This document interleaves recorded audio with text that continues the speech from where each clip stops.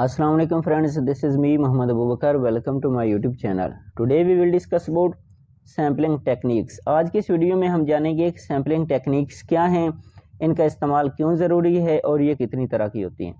There are two types of sampling techniques. Sampling techniques जो हैं वो बेसिकली हमारे पास दो तरह की होती हैं, probability sampling technique and non probability sampling technique. जो प्रोबेबिलिटी सैम्पलिंग टेक्निक्स होती हैं इनको रैंडम सैम्पलिंग टेक्निक्स भी बोला जाता है, और जो नॉन प्रोबेबिलिटी सैम्पलिंग टेक्निक्स होती हैं इनको नॉन रैंडम सैम्पलिंग टेक्निक्स भी बोला जाता है। अब बात ये जो क्वेश्चन ये रेज होता है कि सैम्पलिंग टेक्निक्स का जो इस्तेमाल है ये क्यों ज़रूरी है। तो सैम्पलिंग टेक्निक्स जो होती हैं इनका इस्तेमाल इसलिए ज़रूरी होता है क्योंकि जब स्पेशली क्वालिटेटिव रिसर्च कंडक्ट की जा रही होती है तो उसके अंदर इस चीज़ के चांसेस होते हैं कि जो रिसर्चर है वो उन लोगों से डाटा कलेक्ट करे जो कि उसके पीयर ग्रुप में हों, उसके रिलेटिव्स हों, उसके कुलीग्स हों। तो जब ऐसे लोगों से डाटा कलेक्ट किया जाएगा तो जो कलेक्टेड डाटा होगा वो बायस्ड होगा, वो जो है ना एक तरफा डाटा होगा, वन साइडेड डाटा होगा। तो इसलिए जब वो डाटा हमारे पास वन साइडेड होगा, बायस्ड होगा, और तो बायस्ड होने की वजह से जो वो रिसर्च है वो हमारे पास प्योर रिसर्च नहीं कहलाएगी और ना ही वो एक अथेंटिक रिसर्च होगी। उसका जो रिजल्ट होगा वो अथेंटिक नहीं होगा और वो जर्नलाइजेबल नहीं होगा। तो इस जो ये जो इतराज़ है इससे बचने के लिए और रिसर्च को प्योर बनाने के लिए जो सैम्पलिंग टेक्निक्स हैं इनका इस्तेमाल बहुत ज़्यादा ज़रूरी है। नेक्स्ट हमारे पास है सैम्पलिंग। इसमें हम देखेंगे कि जो सैम्पलिंग है ये हमारे पास क्या चीज़ होती है और सैम्पलिंग जो है हम ड्राइव कैसे करते हैं। People selected from overall population. Overall population से जितने लोगों को हम सेलेक्ट करते हैं वो हमारी सैम्पलिंग होती है, या इसको हम सैंपल साइज भी बोलते हैं।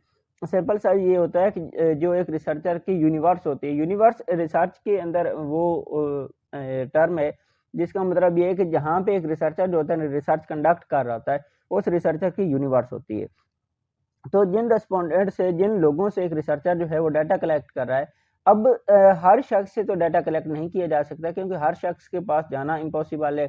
उसके बाद ये जो बहुत ज़्यादा एक्सपेंसिव हो जाएगा, उसके बाद जो डाटा जो है वो ठीक तरह से कलेक्ट नहीं हो पाता, और उसके बाद ये बहुत ज़्यादा एक्सपेंसिव है और बहुत ज़्यादा टाइम कंज्यूमिंग हो जाता है। तो इन तमाम प्रॉब्लम से बचने के लिए जो रिसर्च है उसके अंदर ये है कि सैंपल साइज लिया जाता है कुछ खास करेक्टरिस्टिक्स की बेस पे। उस टोटल पॉपुलेशन में से कुछ लोगों को सिलेक्ट कर लिया जाता है और उनसे डाटा कलेक्ट किया जाता है। कलेक्शन के बाद एनालिसिस किया जाता है और एनालिसिस के बाद उसको जर्नलाइज कर दिया जाता है।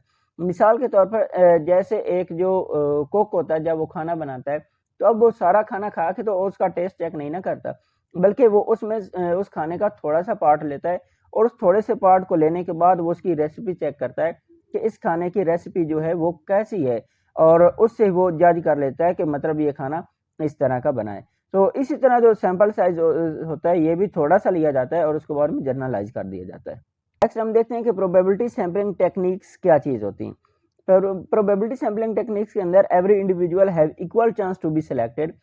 जो प्रोबेबिलिटी सैम्पलिंग टेक्निक्स होती हैं इसके अंदर हर शख्स जो होता है, हर इंडिविजुअल के पास मौका होता है कि वो जो रिसर्च रेस्पोंडेंट के तौर पर सिलेक्ट हो सके, बेशक वो क्वालिटेटिव रिसर्च हो या क्वांटिटेटिव, लेकिन ये चीज़ जो थी ये ज़्यादातर क्वांटिटेटिव रिसर्च के अंदर यूज़ की जाती है। नेक्स्ट हमारे पास नॉन प्रोबेबिलिटी सैम्पलिंग टेक्निक है कि every individual have not a chance to be selected. जो नॉन प्रोबेबिलिटी सैम्पलिंग टेक्निक है इसमें हर इंडिविजुअल के पास चांस नहीं होता है कि वो सिलेक्ट हो सके क्योंकि ये कुछ खास कैरेक्टरिस्टिक्स की बेस पे सिलेक्ट किया जाता है। टेक्निक की जो हमारे पास पहली टाइप है simple sampling technique. Simple sampling technique क्या होता है कि in simple technique every individual have equal chance to be selected. Simple technique के अंदर हर इंडिविजुअल के पास बराबर मौका होता है, बराबर चांस होता है कि वो सिलेक्ट हो सके। लेकिन इसके अंदर क्या होता है कि when the population is homogeneous, जो हमारे पास सिंपल सैम्पलिंग टेक्निक होती है इसके अंदर जो हमारे पास पॉपुलेशन होती है वो होमोजीनियस होती है, उसके अंदर किसी किस्म की जो है कोई स्ट्रेटिफिकेशन कोई नहीं होती।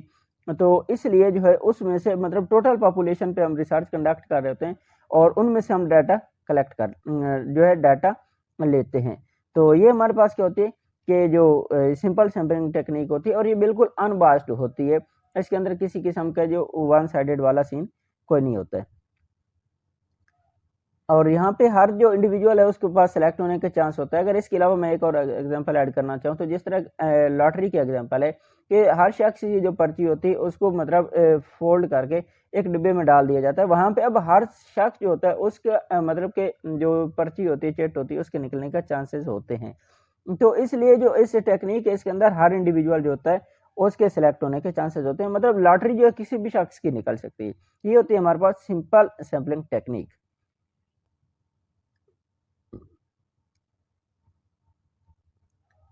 प्रोबेबिलिटी सैम्पलिंग टेक्निक की नेक्स्ट हमारे पास जो सेकंड टाइप है वो stratified sampling technique. People are divided into groups on the basis of same characteristics. जो सेम कैरेक्टरिस्टिक्स रखने वाले लोग हैं उनको जो है मुख्तलिफ ग्रुप्स के अंदर डिवाइड कर दिया जाता है।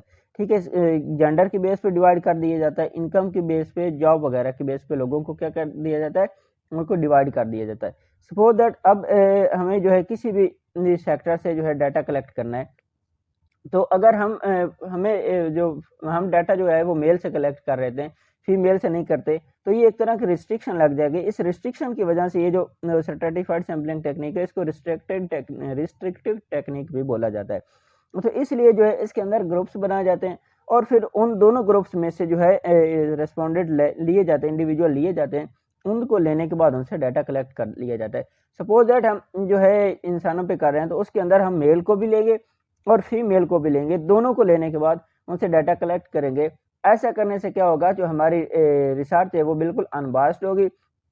उसके अंदर कोई किसी मतलब वो वन साइडेड नहीं होगी, बल्कि वो ओवरऑल रिसर्च होगी और वो ऑथेंटिक होगी।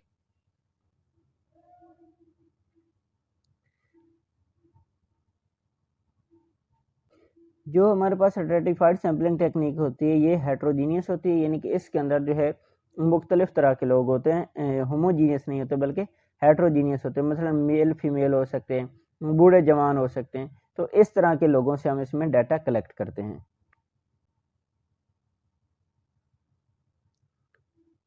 प्रोबेबिलिटी सैम्पलिंग टेक्निक की जो थर्ड टाइप हमारे पास है वो है systematic sampling technique. Systematic sampling technique है कि whole population is arranged in order and ascending और डिसेंडिंग। जो सिस्टमेटिक पॉपुलेशन सैम्पलिंग टेक्निक है इसके अंदर जो सारी पॉपुलेशन होती है उसको जो है एक तरतीब में अरेंज कर लिया जाता है। बेसिकली सिस्टमेटिक सैम्पलिंग टेक्निक वहाँ पे यूज़ की जाती है जहाँ पे हमारे पास जो पॉपुलेशन होती है वो वेरी लो होती है। मतलब बहुत कम लोगों से जब हमने डाटा कलेक्ट करना हो तो तब जो है हम सिस्टमेटिक जो टेक्निक है इसको यूज़ करते हैं। इसका प्रोसीजर हमारे पास ये होता है कि हम लोगों को जो है एक तरतीब में मतलब लगा देते हैं, अरेंजमेंट में कर देते हैं। उसके बाद उनमें से हम एक जो है मतलब अपनी तरफ से पॉइंट ले लेते हैं। मसलन हमारे पास 100 लोग हैं जिनसे हमने डाटा कलेक्ट करना है। तो अब मैं 100 लोगों से डाटा कलेक्ट करने के लिए जो हम एक स्पेसिफिक इंटरवल लेते हैं, सपोज दैट 10 का इंटरवल ले लेते हैं। तो 10 के इंटरवल में से जब 100 लोग हमारे पास एक लाइन में होंगे तो उनमें से जो हर 10वें नंबर पे आने वाला शख्स होगा वो हमारा क्या रेस्पोंडेंट होगा। सपोज दैट जो 10वें नंबर पे आने वाला शख्स है वो हमारा रेस्पोंडेंट होगा।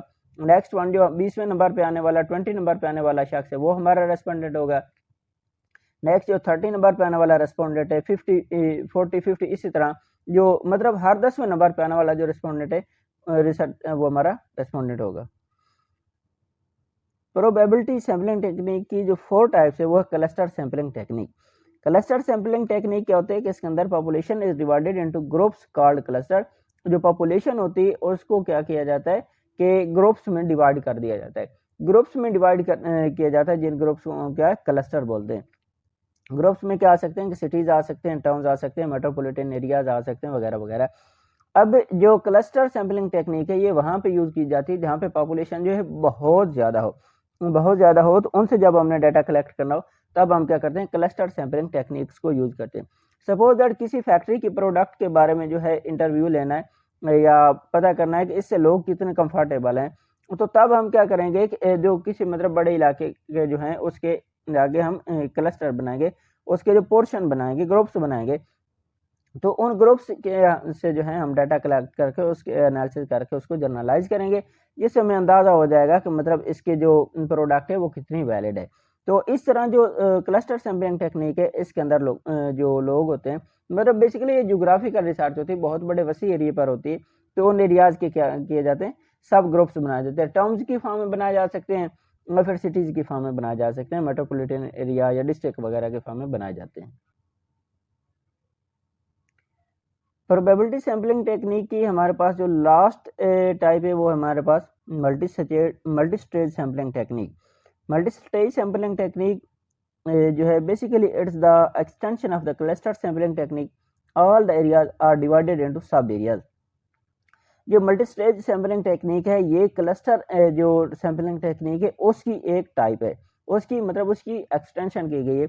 अब जो हमारे पास क्लस्टर सैम्पलिंग टेक्निक है उसके अंदर हम क्या करते थे कि जो हमारा जियोग्राफिकल एरिया था उसको टाउन्स में डिवाइड कर देते थे या फिर सिटीज़ में डिवाइड करके वहाँ से डाटा कलेक्ट कर लेते थे।